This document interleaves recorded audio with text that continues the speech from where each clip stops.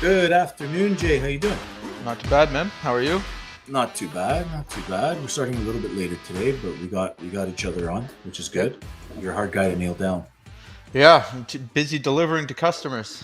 I love it. Yeah. Well, speaking of which, I think it would be kind of an interesting topic today. We've dabbled in it before, but closing techniques, sales techniques, that sort of thing. Because the thought is maybe we can deliver some ideas, some strategies that can help contractors in the short term, like right off the hop.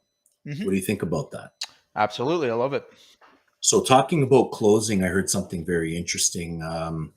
When we get to the end of a sale and we're ready to close, we technically shouldn't have to close. What do you think about that?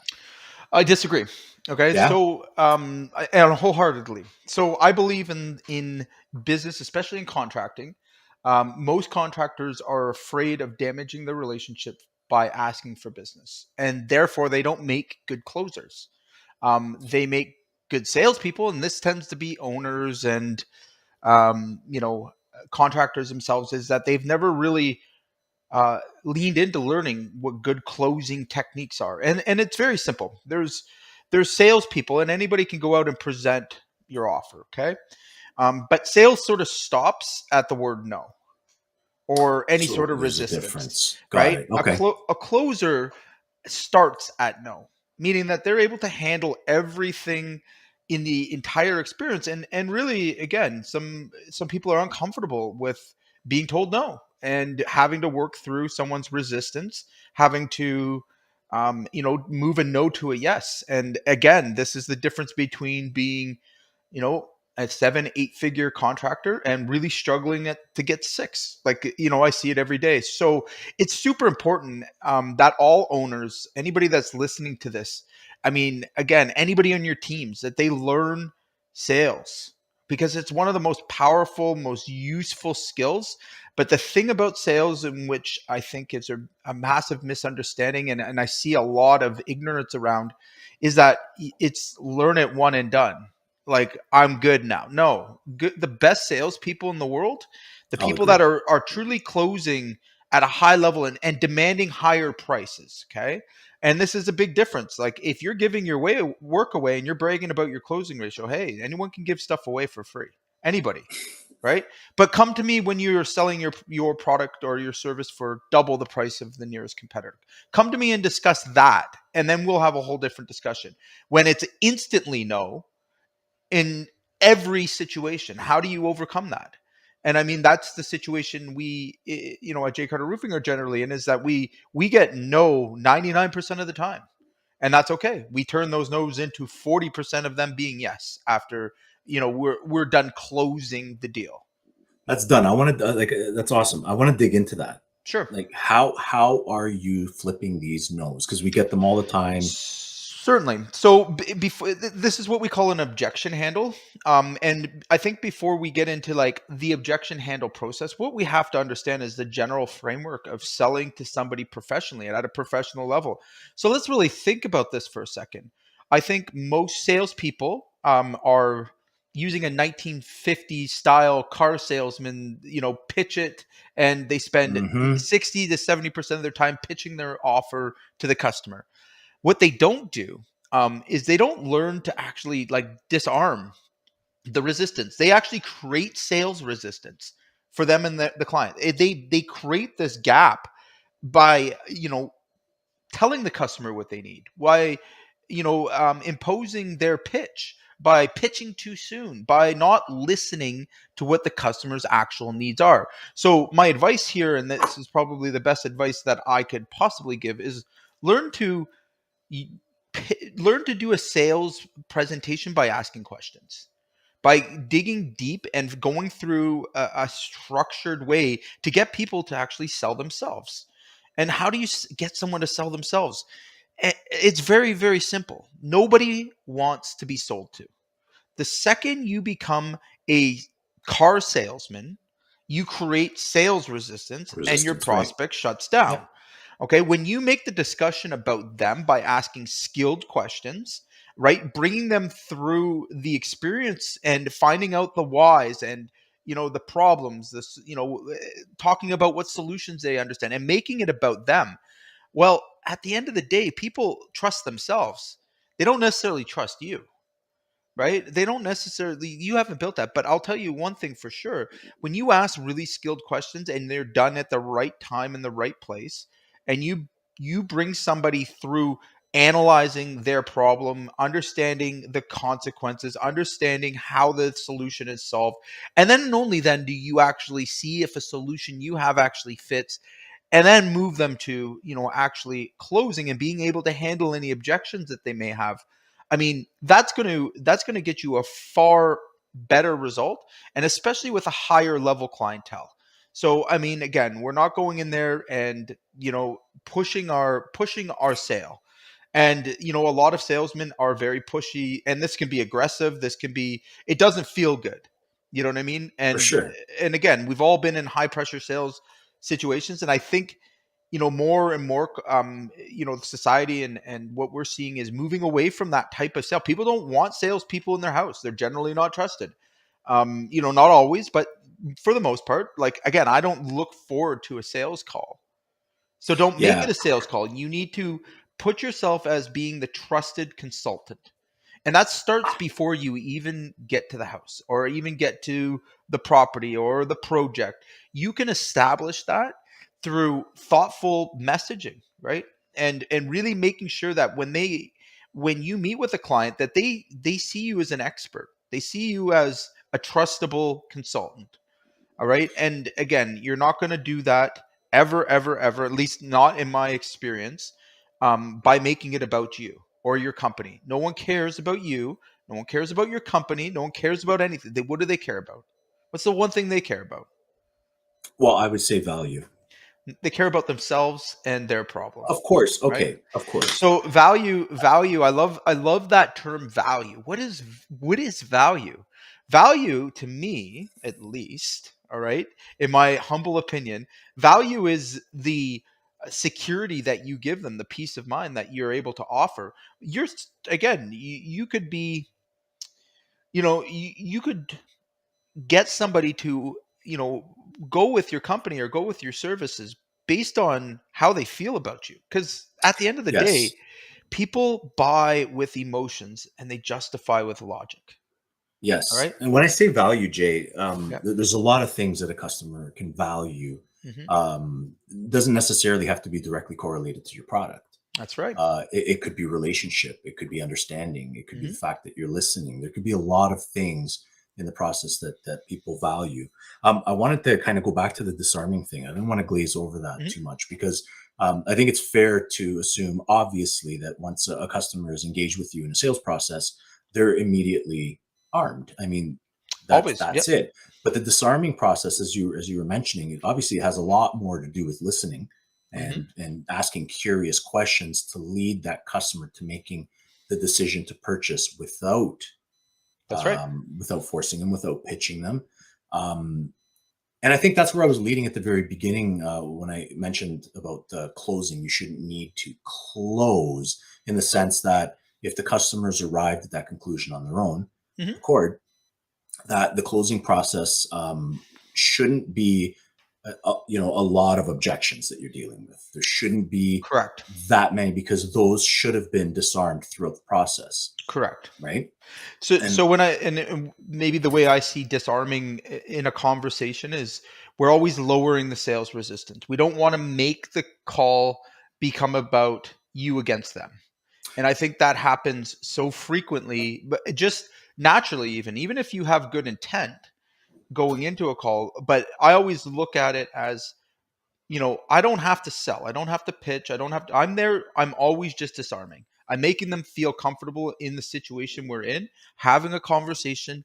And what do people love to talk about more than anything? themselves, Right. absolutely. And S- this is just it. And I think you're taking the sleaziness out of the sales Totally. process because we know it's not going to work. I mean, it doesn't work Totally. on you. Why should it work on the person you're trying to communicate with? Right. But the listening and the remaining curious, I think, Mhm. is like probably the most powerful tool that you have throughout that process. And here's the thing. I teach this to technicians. I teach this to people that have no experience in sales. over and over again, we see a higher result. The reason why we see a higher result is because it's stressful when you have to pitch. Think about it. When you're going in and you're putting all of this focus on an outcome of closing a deal or getting a job, when really you're lowering your value right off the bat by thinking in that way, Absolutely. right? we have Absolutely. to we have to think about it a whole different way. What if we went into the situation thinking about, hey, you know what, it's not my place or my job here to persuade them per se, right? i'm Right. not i'm not going to focus on the outcome as being a closed deal. I'm actually just going to focus really, really intentfully on solving a problem. If I can't solve a problem for them, then I have no business You being there, have no, yeah, and you have no right? product for them. Yep. so Yep. so that conversation becomes a whole lot easier to have. And honestly, it's putting the stress and the pressure on the client where it should be. It's their project. That's right. It's their ideas. When you get that information out of them, you're releasing stress and anxiety from them by asking the right questions in the right way with the right tone, and getting them to really think about the situation and what they want. And when you do that, I mean, just about the big good majority of people will thank you and respect you even if you don't get the sale. Okay. And Right. that's really, really important to remember, is that, and again, I can share this with you. Roughly about 40% of our leads come from people we never did business with, right? How is that possible? Well, because we delivered value in their eyes. We were a trusted consultant, all right, with a higher price than they could afford to pay, and that's okay. Right. Does that mean that they don't trust us to recommend us to their aunts, their uncles, their nephews? Like, no, of course not. That's how business is done. So again, if you're not naturally good at sales, this is a lot better approach. If Way you are easier. new, again, it doesn't have to be stressful. It doesn't have to be something that you go into feeling anxious, or that you go into with low quality results. So I mean, again, these are learned skills, but they have to be practiced. They have to be put into play.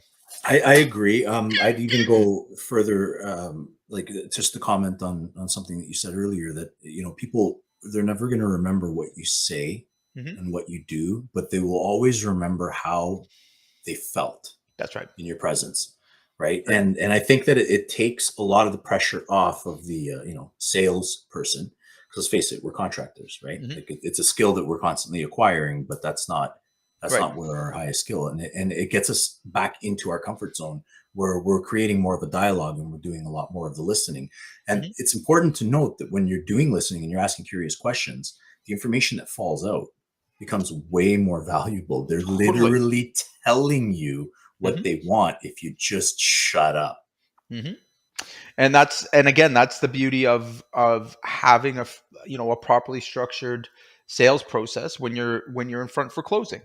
I mean, again, when you have to meet. And it's funny because these strategies, these tools that we teach contractors, they apply in all areas of business, right? So if you want to have better relationships with your staff, if you want Completely to, agree. if you're having a hard time bringing in that A player that you want to land, I mean, the process is the same. Just like I've always said, sales and marketing, exactly the same as hiring and recruiting, exactly the same as, in a lot of cases, in how we manage our business and how we build relationships. So again, when we think about acquiring a skill, there's no more powerful skill, I think, that a CEO or a contractor can learn that's going to have lifetime value, like sales, like a proper, new way of selling. And again, I can't say enough good things about having that structure. Yeah, no, I completely agree. Um, Getting into, like, the common objections that we hear from day Mhm. to day. I mean, there are tons of common ones. Too expensive. Like, let's tackle that. Perfect. How do So we handle that? first thing, you've got to isolate the money thing first. So always make sure that you're actually Yeah. dealing with a money objection, because most of the time, what do people go to immediately if something else has created resistance? So if you've done something during the call or during the the sale, that's maybe triggered them. Maybe they're not feeling confident. You have to make sure that the objection they're actually giving you is in fact the objection that is on the table, right? So Yeah, the that's best way to important. do this, again, is we're going to disarm. right? We're going to agree with them first and foremost. No, I totally understand. I get that all the time. Let me ask you though, money aside, are you absolutely sure that we're the contractor that can solve this problem for you? They're going to give their answer, right? Or they're going to say something to the contrary. What did I do? I made sure that I'm dealing with an actual money objection. I can deal with the money objection. I can break in payments. I can do a whole bunch of things. But if I'm dealing with something else, and most people aren't, we're sort of brought up to be that way, right? They don't want confrontation. They don't want conflict. All right. It's your job to disarm, right? Let's disarm Yeah. them. No, I totally get it. You're right. I'm wrong. Like, let's get that out of the way. Next, I'm going to isolate. All right. Money aside. Let's put that aside for a second. Let's put it in a box. Are you absolutely sure that we're the contractor? Can you trust us to do this job for you? All right. It's very difficult for somebody when they're asked a direct question like that to, if it is something about the way you've presented your offer, the way you look, the way, like, if they don't trust you, I mean, they'll give you the money objection to get rid of you, right? They're not going to tell you, no, you look like a grub and I want to go with another guy, right? But It's true. once you get them into that situation, so again, how you handle that, all right, is either going to disarm them and open up dialogue that's going to allow you to now get deeper into it. And if you do in fact have a money objection, we're going to want to make sure that and I hate the term comparing apples to apples. I don't believe that there's ever a situation where we should be comparing anything, right? Ultimately we have to get them to reestablish, and these are the, when we're asking skilled questions you had brought up earlier, how much information comes out. So things like consequence. Yeah. Earlier in the conversation, we should have had a question in there that really, makes them understand, because that's the information that I'm going to pull, all right, to be able to use in these objection handles. So like Mrs. or Mrs. Smith, earlier you had mentioned to me that your biggest concern was not getting a great project installed by a reputable company that would, provide a warranty for you long past your retirement. You don't want to have to replace this, this roof during retirement, correct? No? Yeah. Okay, great. I got that. Totally understand. So, when comparing that, are you, has something changed maybe in terms of the value that you see in a full lifetime warranty and never having to replace the roof again?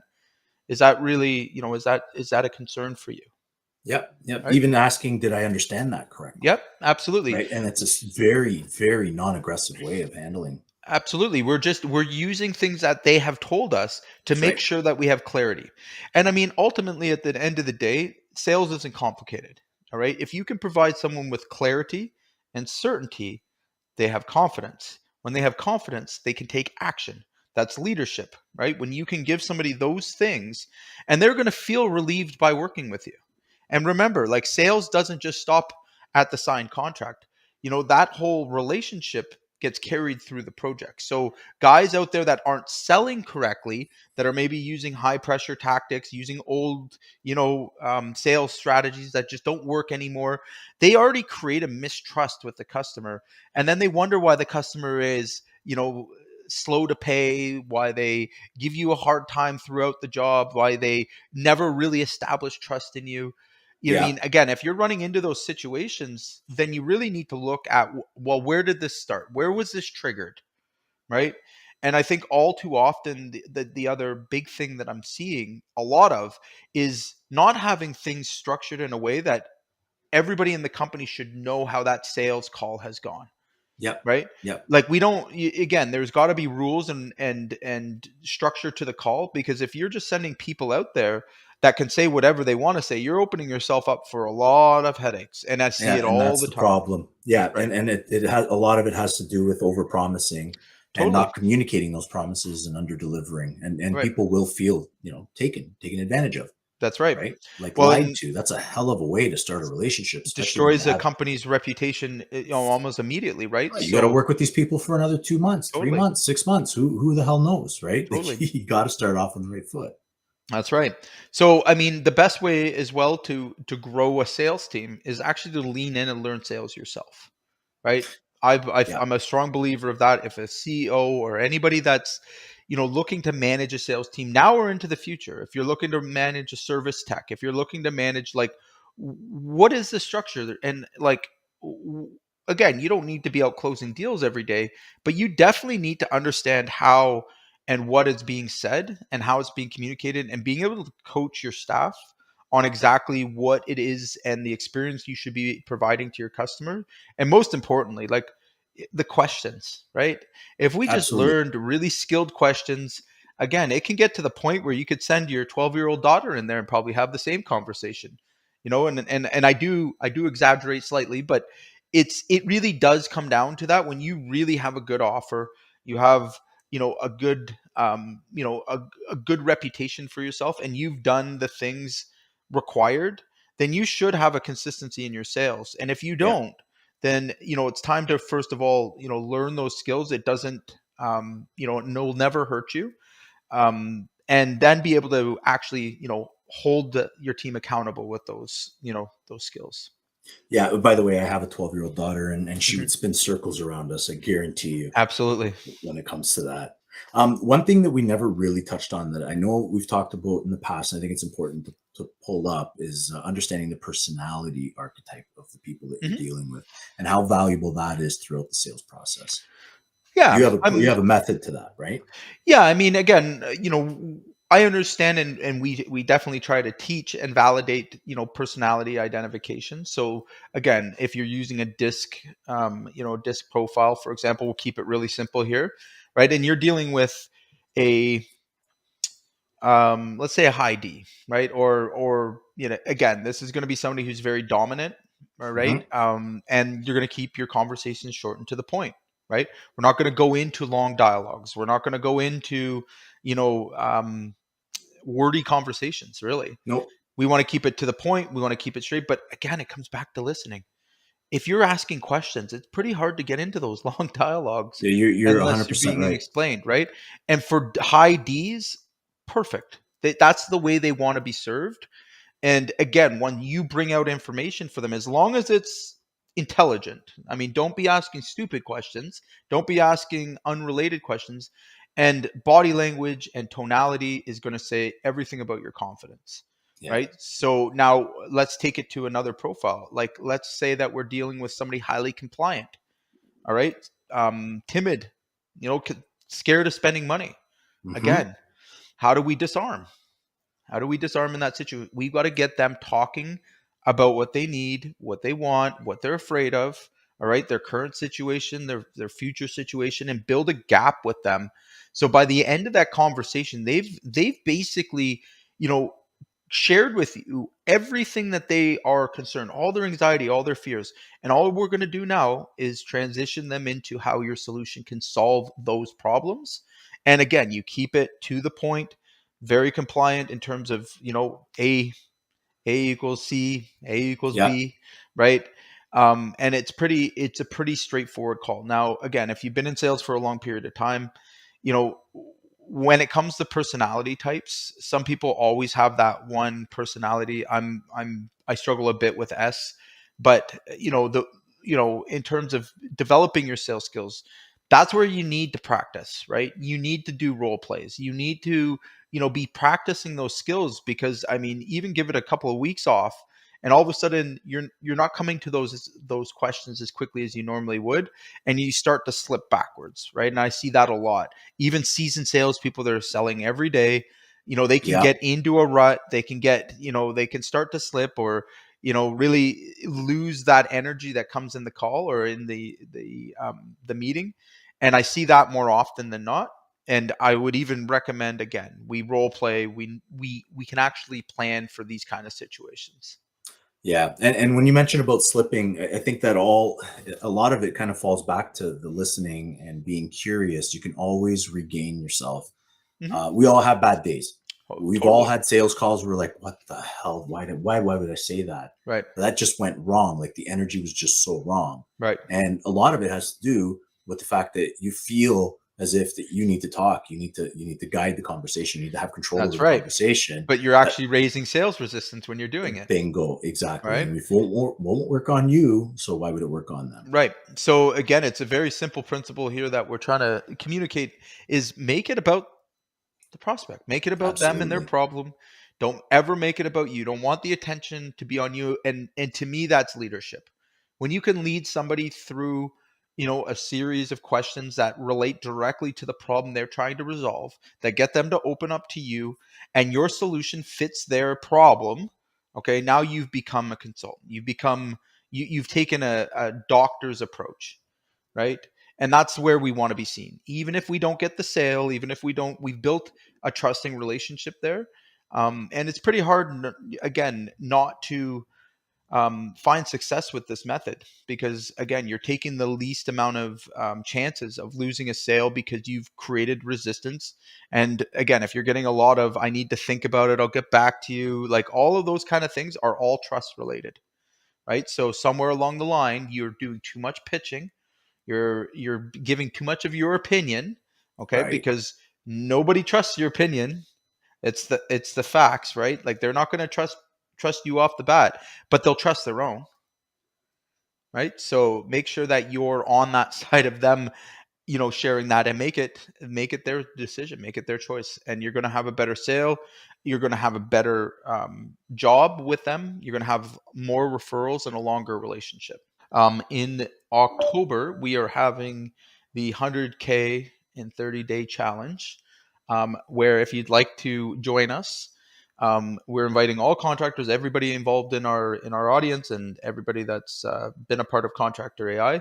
We'd love for you to join the challenge. It's absolutely free to join, provided that you take the steps. And some of the most important things is learning these sales strategies, learning these techniques, and implementing them with your team. So if you want to take this to the next level, join our challenge. If you are, looking for help on this immediately, if you need directions, you need sales processes and scripts and all those kind of things that we do need along the way, and you don't want to do the work, give us a shout. We'll help you out.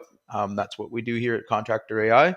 But beyond that, I would love everybody to join our sales challenge coming up in the middle of October.